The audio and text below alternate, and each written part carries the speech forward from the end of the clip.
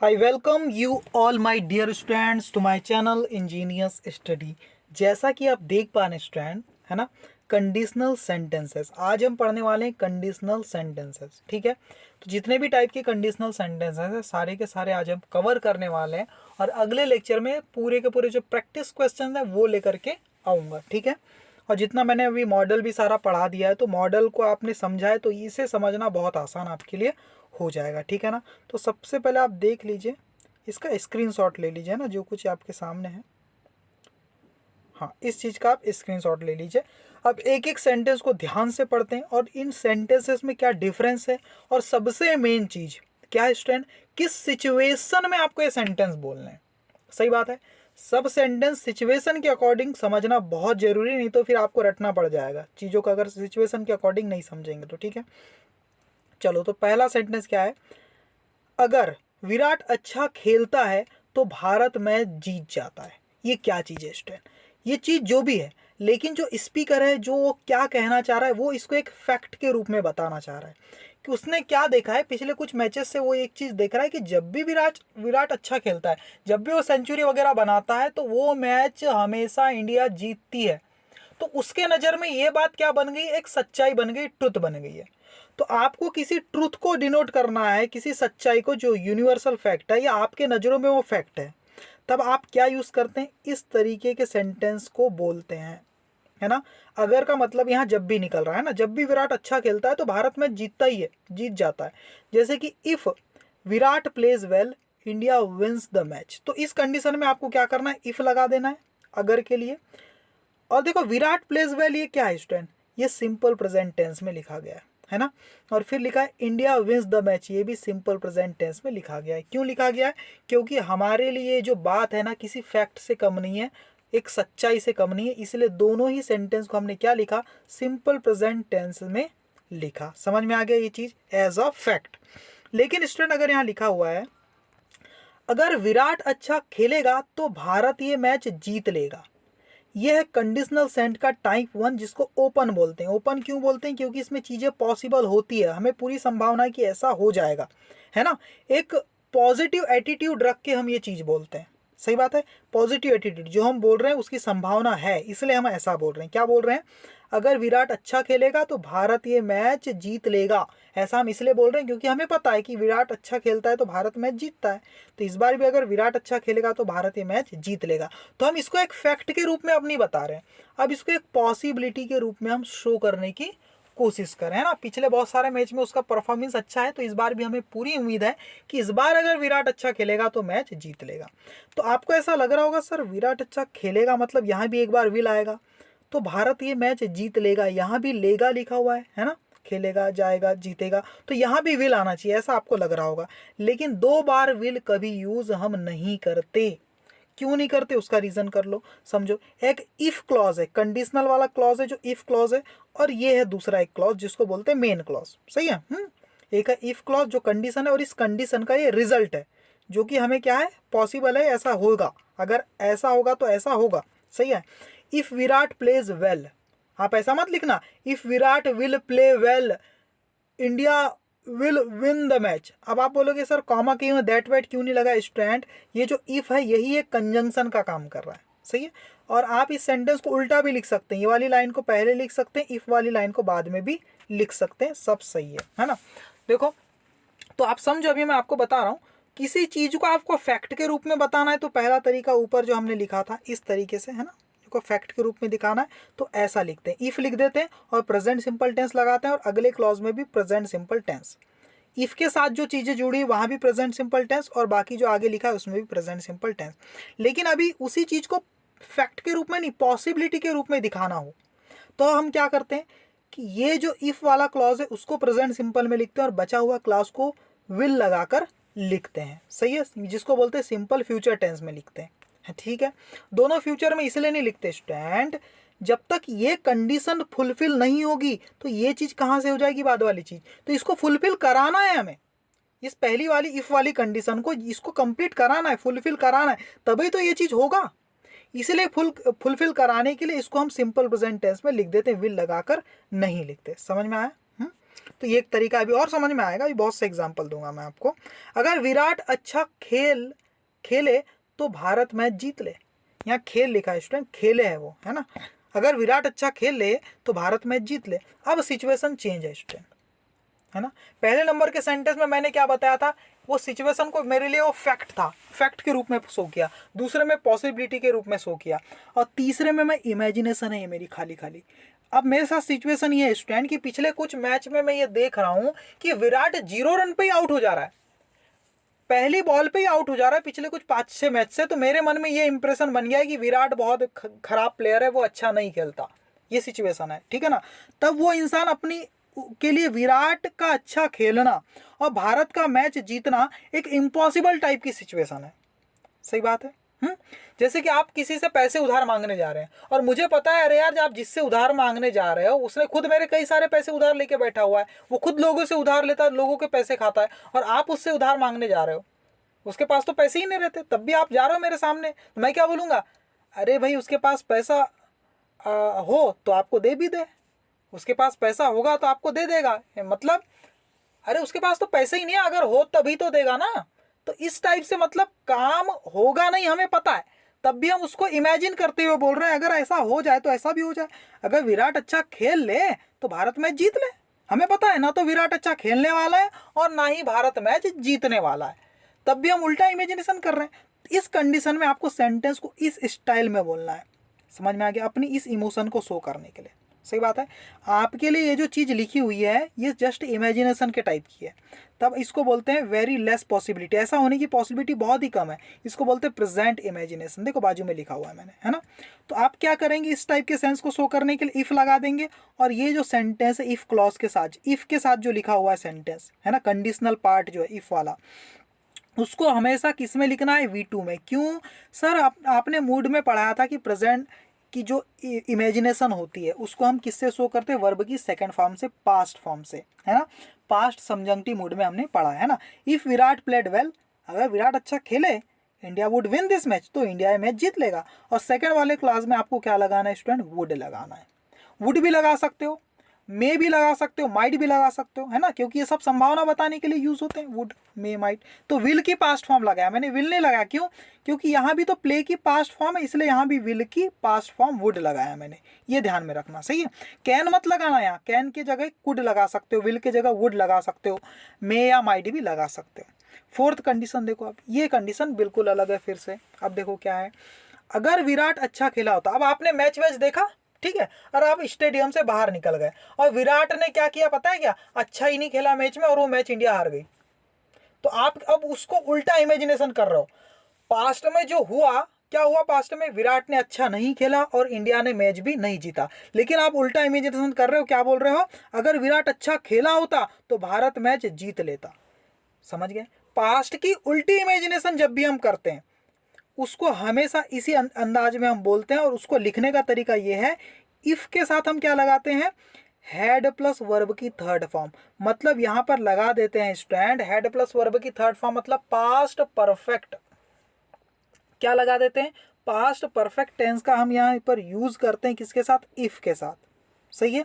और फिर बाकी जो अगला क्लॉज है, अगला जो सेंटेंस है, उसमें क्या लगाते हैं हम, वुड हैव प्लस वर्ब की थर्ड फॉर्म लगाते हैं। देखो वुड हैव प्लस वर्ब की थर्ड फॉर्म, जब भी आपको पास्ट की उल्टी इमेजिनेशन करना हो तो आपको क्या लगाना पड़ता है, वुड लगा सकते हो, मे लगा सकते हो, माइट लगा सकते हो, कुड लगा सकते हो, उसके बाद हैव लगाना है और मेन वर्ब की थर्ड फॉर्म लगाना है। ठीक है, ये सारी चीज मैं बताऊंगा। सही है। तो if Virat had played well, अगर विराट ने अच्छा खेला होता तो India would have won the match, तो ये इंडिया ये मैच जीत जाती। ठीक है। तो कंजंक्शन क्या है यहाँ, इफ है, जो कि तो का सेंस दे रहा है, अगर का सेंस है ना। अगर विराट ने अच्छा खेला होता तो इंडिया ये मैच जीत जाती, ना तो विराट ने अच्छा खेला ना ही इंडिया ने मैच जीता। हम क्या कर रहे हैं, खाली कल्पना कर रहे हैं, पछता रहे हैं, है ना कहीं रिग्रेट कर रहे हैं, पछता रहे हैं, जो हो सकता था वो हुआ नहीं, उस चीज के लिए हम पछताते हुए ये सेंटेंस कह रहे हैं, फोर्थ वाला। ठीक है। और मैं आपको समझाता हूँ इसी तर्ज में, कुछ कुछ इन सेंटेंस को तो आप याद कर लो, समझ में आया, देखो ये सही तरीका है, याद कर लो। एक और मैं आपको बताता हूँ दूसरी स्लाइड, हाँ ये वाली स्लाइड देखो, इसको भी स्क्रीनशॉट ले लो। यहाँ पर देखो अब क्या है, राहुल, देखो क्या लिखा हुआ है, अगर राहुल कड़ी मेहनत करता है तो उसे सफलता मिल जाती है। अब इसको मैं एक फैक्ट के रूप में दिखा रहा हूँ, इसलिए टाइप 0 कंडीशनल है, इसमें कोई कंडीशन नहीं है तो फैक्ट ही है। देखो फॉर्मूला भी लिख दिया, यहाँ सारी चीज़ें लिख दिया मैंने आपके लिए। देखो मैंने क्या देखा कि राहुल पिछले कुछ साल से मैं उसको देख रहा हूँ कि जिस भी फील्ड में वो जाता है, कुछ भी काम करता है तो सफल ही हो जाता है ना, फेल होता ही नहीं वो। तो मेरे मन में एक धारणा बन गई है कि जब भी राहुल, है ना, एक फैक्ट बता रहा हूँ, वो मेरे लिए एक फैक्ट के रूप में शो कर रहा हूँ इस बात को कि अगर राहुल कड़ी मेहनत करता है तो उसे सफलता मिल जाती है भाई, है ना। जब भी हमेशा ऐसे ही होता है। तो मैं क्या करूँगा, इसको इफ़ राहुल वर्क्स हार्ड ऐसे लिखूंगा। इसको एक फैक्ट के रूप में दिखाना है तो सिंपल प्रेजेंट टेंस में लिखूंगा, है ना। इफ राहुल वर्क्स हार्ड, देखो राहुल है इसलिए वर्क्स आया, वर्क्स, है ना, ऐसे ही लग गया ना। हार्ड मतलब कठोर, है ना, कठोर मेहनत करता है, कड़ी मेहनत करता है, ही गेट्स सक्सेस, तो उसे सक्सेस मिल जाती है ना। गेट यानी पा लेना, मिल जाना, है ना, ही गेट्स सक्सेस। तो इस टाइप से, तो इस टाइप की सिचुएशन को जो आपको फैक्ट के रूप में दिखाना है किसी चीज़ को, तो आप क्या करते हैं, इफ़ लगाते हैं, फिर सिंपल प्रेजेंट टेंस लगाते हैं और अगले क्लॉज में भी सिंपल प्रेजेंट टेंस लगाते हैं। इफ़ के साथ भी वही टेंस और बाद में भी वही टेंस, है ना। अब देखो क्या है, इसी चीज़ को एक पॉसिबिलिटी के रूप में मुझे शो करना है। अगर राहुल कड़ी मेहनत करेगा तो उसे सफलता मिल जाएगी, पॉसिबिलिटी के रूप में, फैक्ट के रूप में शो नहीं करना चाहता, है ना। अब राहुल कुछ ऐसा करने वाला है जो थोड़ा सा हटके है, कुछ ऐसे काम करने वाला है जो अभी तक उसने किया नहीं है, एक लेवल ऊपर का काम है। तो अब मैं कंफर्म नहीं हूँ, अब मैं कहना चाहता हूँ कि अगर राहुल कड़ी मेहनत करेगा तो उसे सफलता मिल जाएगी, ये कहना चाह रहा हूँ। तो मुझे इस स्टाइल में कहना पड़ेगा, इफ़ राहुल वर्क्स हार्ड, पहला वाला तो सिंपल प्रेजेंट में ही करूँगा, ही विल गेट सक्सेस, तो उसे सफलता मिल जाएगी। तो इसको याद रख लो, इस कंडीशन में किस स्ट्रक्चर को फॉलो करना है। इफ़ के साथ सिंपल प्रेजेंट टेंस, आगे फिर सिंपल फ्यूचर टेंस यूज़ करना है, ठीक है। आगे देखो तीसरा, अब कंडीशन फिर से चेंज, अगर राहुल कड़ी मेहनत करे तो उसे सफलता मिल जाए। अब राहुल का इंप्रेशन बिल्कुल खराब है मेरे मन में, है ना। मैंने देख रहा हूँ कि राहुल का पिछले कुछ साल से परफॉर्मेंस बहुत खराब है, कहीं भी जा रहा है वो फेल हो रहा है, फेल हो रहा है, और मुझे बिल्कुल उम्मीद नहीं है कि वो कड़ी मेहनत करने के बाद भी अब सफल हो पाएगा। अब सिचुएशन बिल्कुल चेंज है, ऐसा कोई लड़का है राहुल, है ना। तब मैं क्या बोलूँगा, अगर राहुल कड़ी मेहनत करे तो उसे सफलता भी मिल जाए। मतलब मुझे पता है ना तो वो कड़ी मेहनत करने वाला है और ना ही उसे सफलता मिलने वाली है। ये मेरी कुल मिला के है प्रेजेंट की इमेजिनेशन। प्रेजेंट की इमेजिनेशन को शो करने के लिए हम पास्ट सबजंक्टिव मूड का यूज़ करते हैं, वर्ब की सेकेंड फॉर्म का, ये आपको बताया था मैंने। इसलिए हम इसको ऐसा बोलेंगे, इफ़ राहुल वर्कड हार्ड, अगर राहुल कड़ी मेहनत कर ले, ही वुड गेट सक्सेस, तो उसे भी सक्सेस मिल जाए। और अगले पार्ट में आप वुड के साथ वर्ब की फर्स्ट फॉर्म यूज़ करते हैं। वुड कभी एबिलिटी दिखाना है तो कैन की पास्ट फॉर्म कुड का यूज़ करते हैं, है ना। संभावना दिखाने के लिए, पॉसिबिलिटी के लिए मे, माइट, इन सब का भी आप यूज़ कर सकते हैं। यहाँ विल का यूज़ मत करना और कैन का भी यूज़ मत करना, ये प्रेजेंट की फॉर्म के लिए यूज़ होता है ना, सही है। ये पास्ट है, देखो ये सॉरी प्रेजेंट की इमेजिनेशन है ना। हाँ, रियलिटी के लिए विल लगाते हैं, कैन लगाते हैं, ये इमेजिनेशन है। देखो if Rahul worked hard he would get success, है ना। अब चौथा सेंटेंस क्या, देखो अब इसमें पूरा उल्टा हो रहा है, पास्ट में जो होना था, जो हुआ उसका उल्टा इमेजिनेशन कर रहे हैं। देखो अगर राहुल ने कड़ी मेहनत की होती तो उसे सफलता मिल जाती।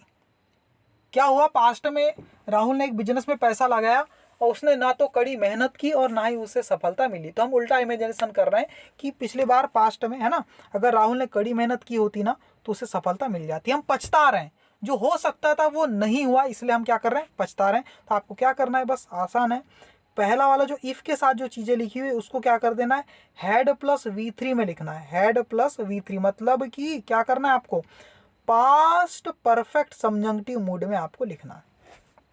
पढ़े थे head plus V3 past perfect subjunctive mood, और इसको पास्ट सबजंक्टिव मूड वर्ब की सेकंड फॉर्म। और आगे जो क्लॉज है बचा हुआ, है ना, जो इसका रिजल्ट है, ऐसा होता तो ऐसा करता, देखो यहाँ भी ऐसा होता तो ऐसा। इफ़ के बाद वाला जो क्लॉज होता है उसमें रिजल्ट दिया जाता है, तो रिजल्ट को आपको क्या लिखना है, सब्जेक्ट, जैसे कि ही लिख दिया आपने, सब्जेक्ट यहाँ पर, फिर वुड हैव या could have, may have, might have, कुछ भी लगा सकते हो, और फिर वर्ब की थर्ड फॉर्म लगाना है, और फिर ऑब्जेक्ट दिया है तो ऑब्जेक्ट, समझ गए। तो इन सेंटेंस को मेरे ख्याल से आप याद कर लीजिए और सिचुएशन भी समझ लीजिए, ठीक है। अब देखते हैं आगे और कुछ है। देखो क्या है, if you work hard you get success. अब ये कुछ नया यहाँ पर सीखने मिलेगा आपको। देखो अगर आप कड़ी मेहनत करते हो तो आपको सफलता मिल जाती। इस बात को एक फैक्ट के रूप में दिखा रहा हूँ। फैक्ट के रूप में दिखाने के लिए क्या करते हैं हम, दोनों ही जो क्लॉज होते हैं, इफ़ के साथ वाला और जो इसका रिजल्ट होता है, दोनों को सिंपल प्रेजेंट टेंस में लिखते हैं, ठीक है। अब मुझे इसे पॉसिबिलिटी के रूप में दिखाना है तो क्या करेंगे, इफ़ के साथ वाले को प्रेजेंट सिंपल में लिखेंगे और बाकी वाले को विल प्लस वर्ब की फर्स्ट फॉर्म के साथ लिखेंगे, ठीक है, सही है, पॉसिबिलिटी के रूप में दिखाना है तो, है ना, प्रेजेंट की इमेजिनेशन नहीं बोल रहा हूँ, पॉसिबिलिटी को दिखाना है। If you work hard you will get success, अगर आप कड़ी मेहनत करो तो आप सक्सेस हो जाओगे, क्योंकि मुझे पता है कि आप कड़ी मेहनत करोगे तो सफल हो जाओगे, मुझे आप पर भरोसा है, पॉसिबिलिटी है इस बात की।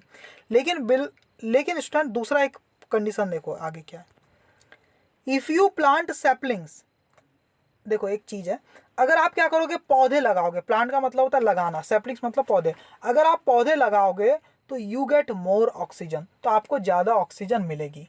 ये बात फैक्ट है कि नहीं स्टूडेंट, फैक्ट है ना, सही बात है, ये एक फैक्ट है। तो देखो फैक्ट है तो मैंने तो ऐसे ही लिख दिया ना, if you plant sapling you get more oxygen, ये भी सिंपल प्रेजेंट में लिखा, देखो ये भी सिंपल प्रेजेंट में लिखा, देखो यू के साथ वर्ब की फर्स्ट फॉर्म, यू के साथ वर्ब की जो बेस फॉर्म है वही लिखा मैंने, सही बात है।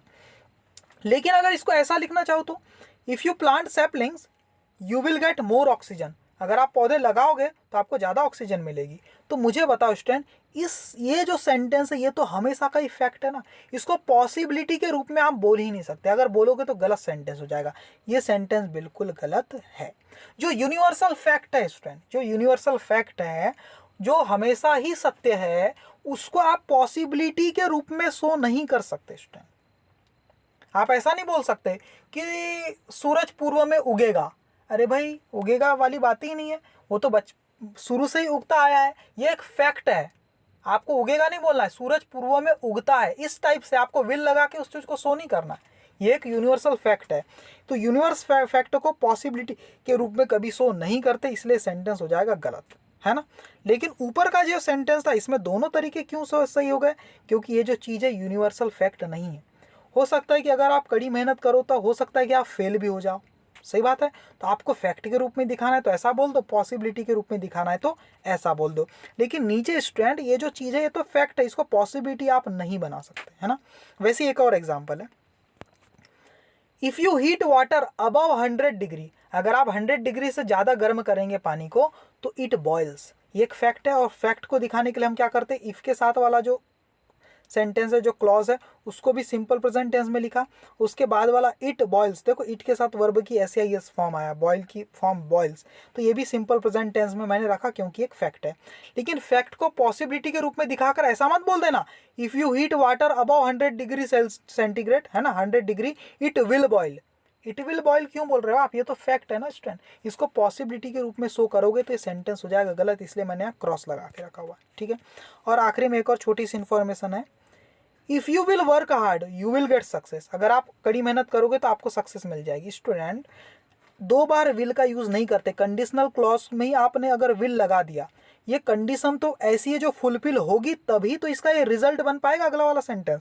वो रिजल्ट कब बनेगा, जब पहली कंडीशन फुलफिल होगी। तो फुलफिल करने के लिए उसको विल लगा के नहीं लिखते, उसको सिंपल प्रेजेंट टेंस में लिख के उसको फुलफिल करा देते हैं, और तब जाके उसका ये रिजल्ट हम विल में लिख देते हैं। तो ये सेंटेंस हमेशा गलत होगा दो बार विल का यूज़ करोगे तो, ठीक है।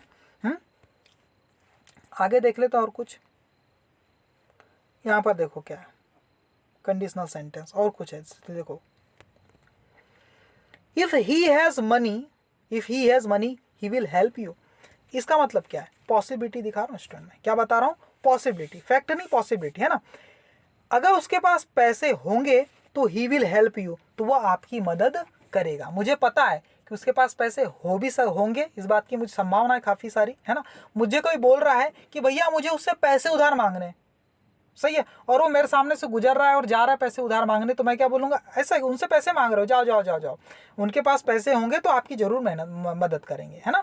तो मुझे पता है कि वो अच्छे इंसान है, पैसे होंगे तो ज़रूर मदद करेंगे, उनके पास पैसे हैं इस बात की भी काफ़ी संभावना है। तो मैं क्या बोलूँगा, इफ़ ही हैज़ मनी, अगर उनके पास पैसे होंगे, ही विल हेल्प यू, तो आपकी मदद करेगा। लेकिन स्टूडेंट अब मेरे सामने से ऐसा इंसान जा रहा है कोई पैसे मांगने के लिए, किसी ऐसे इंसान को पैसे मांगने जा रहा है जिसके पास कोई संभावना ही नहीं है कि वो उसकी मदद करे और उसके पास पैसे हो, तो मैं क्या बोलूँगा, इफ़ ही हैड मनी, अगर उसके पास पैसे हों तो आपकी मदद भी कर दे भाई, पता है उसके पास तो पैसे रहते ही नहीं, वो तो खुद लोगों से उधार मांगता फिरता है ना। If he had money he would help you, अगर उसके पास पैसे हो तो आपकी हेल्प कर भी दे भाई, है ना। तो यह प्रेजेंट की इमेजिनेशन के रूप में शो करना चाह रहा हूँ। जब आपको पता है कि ना तो उसके पास पैसे और ना ही वो हेल्प कर सकता है, तो प्रेजेंट की इमेजिनेशन है, इसलिए आपको इधर वुड प्लस वर्ब की फर्स्ट फॉर्म लगाना है, ठीक है, और ये स्ट्रक्चर इधर है। देखो यहाँ पर V2 यूज़ किए क्योंकि प्रेजेंट की इमेजिनेशन जैसी ये चीज़, उसके पास पैसे का होना, है ना। थर्ड देखो, if he had had money he would have helped you. Past की उल्टी इमेजिनेशन कर रहे हैं। आपने किसी से पैसे मांगे, उसके पास पैसे नहीं थे, इसलिए वो आपकी हेल्प नहीं कर पाया, तो आप उल्टा इमेजिनेशन कर रहे हो। अगर उसके पास पैसे होते तो वो क्या करता, उसकी मदद जरूर करता। ये पॉसिबल था, लेकिन क्या करे, आप पछता रहे हो यार, उसके पास पैसे नहीं थे ना, इसलिए मदद नहीं कर पाया, तो उल्टा इमेजिनेशन कर रहे हो। देखो पास्ट की उल्टी इमेजिनेशन, पछतावा, रिग्रेट। और पछतावा किस चीज़ के लिए करते हैं, देखो पछतावा उन चीज़ों का होता है जो पॉसिबल थी पर हो नहीं पाई, जो पॉसिबल थी पर हो नहीं पाई। तो आप क्या बोल रहे हो, इफ़ ही हैड मनी, पहला हैड तो हेल्पिंग वर्ब है, दूसरा हैड क्या है, हैव की थर्ड फॉर्म है। अगर उसके पास पैसे होते, है ना, तो he would have helped you, तो आपकी मदद जरूर करता। वुड क्या एक मॉडल है, मॉडल के साथ हैव लगा दो और फिर मेन वर्ब की थर्ड फॉर्म लगा दो, तो पास्ट की इमेजिनेशन को शो करने लग जाता है वो, ठीक है ना। देखो अब कुछ और चीज़ें हैं यहाँ पर, कुछ सेंटेंस जो ये गलत होगा, हमेशा ये गलत होगा, इसको सही करना है तो ऐसा बोलो, सही करना है तो इसको ऐसा बोलो। क्या है वो देखो, if I have wings I will escape from the prison. अगर मेरे पास अगर क्या होगा, हो जाए, पंख हो जाए, अगर मेरे पास पंख होंगे तो मैं क्या करूंगा, आई विल एस्केप, एस्केप मतलब होता है भाग जाऊंगा, है ना, यहाँ से निकल के भाग जाऊंगा, फ्रॉम द प्रिजन, तो मैं इस जेल से निकल कर भाग जाऊंगा। कोई इंसान कल्पना कर रहा है और क्या बोल रहा है कि इफ़ आई हैव विंग्स, अगर मेरे पास पंख होंगे तो मैं इस जेल से फरार हो जाऊंगा, भाग जाऊंगा। अब ये स्ट्रक्चर कब यूज़ करते हैं कि यहाँ सिंपल प्रेजेंट टेंस लिखा है, यहाँ पर विल की प्लस वर्ब की फर्स्ट फॉर्म, पॉसिबिलिटी को शो करने के लिए, पॉसिबिलिटी को दिखाने के लिए ऐसा स्ट्रक्चर लगाते हैं ना हम। लेकिन मुझे बताओ, क्या इस चीज़ की कभी पॉसिबिलिटी हो सकती है? क्या किसी इंसान के पास कभी पंख हो सकते हैं क्या? ये तो पॉसिबिलिटी हो ही नहीं सकती, इसीलिए इसको कभी पॉसिबिलिटी के रूप में शो नहीं कर सकते। सेंटेंस गलत है, इसको प्रेजेंट की इमेजिनेशन के रूप में आप जरूर शो कर सकते हो। तो आप इसको ऐसा बोलना, इफ़ आई हैड विंग्स, अगर मेरे पास पंख हों, I would escape from the prison, काश मेरे पास अगर पंख होना तो मैं इस प्रिजन से, इस जेल से क्या हो जाऊँ, फरार हो जाऊँ। एस्केप मतलब फरार हो जाऊँ। तो प्रेजेंट में वो क्या कर रहा है, इमेजिनेशन कर रहा है, सही है। अब उसको पास्ट की इमेजिनेशन कर रहा है, तो देखो इफ आई हैड विंग्स, अगर मेरे पास पंख होते, है ना, I would have escaped from the prison that day, तो मैं उसी दिन क्या करता, दैट डे मतलब उस दिन, पास्ट के दिन की बात कर रहा है। दिस डे का मतलब होता है आज का दिन, दैट डे मतलब वो वाला दिन जो बीत गया, है ना। देखो इफ आई हैड विंग्स, अगर मेरे पास पंख रहे होते तो I would have escaped from the prison that day, तो मैं उस दिन जेल से फरार हो जाता। अब ये क्या कर रहा है, पास्ट की बात को लेकर अभी प्रेजेंट में पछता रहा है, पास्ट की बात को लेकर के पछता रहा है कि काश, पछताते टाइम ऐसे सेंटेंस बोलते हैं, मेरे पास पंख रहे होते तो मैं जेल से फरार हो जाता। अब मुझे एक चीज़ बताओ स्टैन, ये पास्ट की इमेजिनेशन तो कर रहा है, जरूर कर रहा है, लेकिन पछताया कब जाता है? पछतावा उन चीज़ों का होता है जो पॉसिबल थी पर हो नहीं पाई। सही बात है स्टैन, है ना। इसलिए इस सेंटेंस को इस टाइप से आप नहीं लिखेंगे, इसको ऐसा लिखेंगे, if I had wings. Had wings क्यों बोला मैंने? हैड विंग्स बोलने का मतलब यह है कि अगर मेरे पास पंख रहे होते, मतलब पॉसिबल था, लेकिन पंख होना पॉसिबल है लेकिन हो ही नहीं पाए, ये मतलब हो जाएगा अगर हेड लगाऊंगा तो।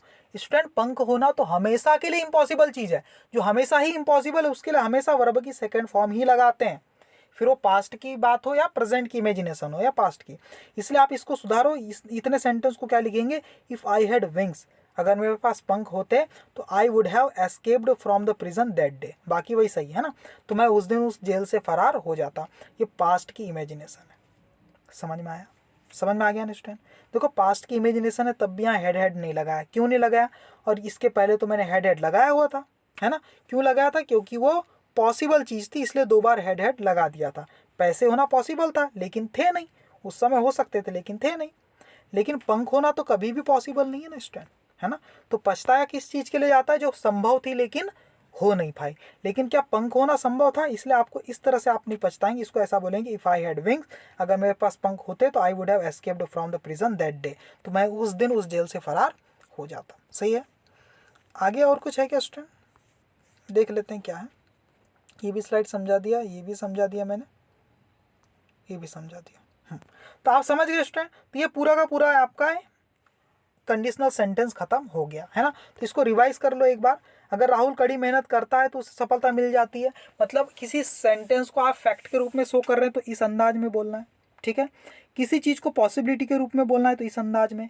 किसी चीज़ को प्रेजेंट की एक इमेजिनेशन के रूप में, कोई संभावना नहीं उसका पॉसिबल होने की, है ना, उस चीज़ के होने की कोई संभावना नहीं, बस जस्ट ऐसा समझो कि हम वर्तमान में कल्पना मात्र कर रहे हैं, तो इस सेंटेंस को इस तरीके से बोलना है।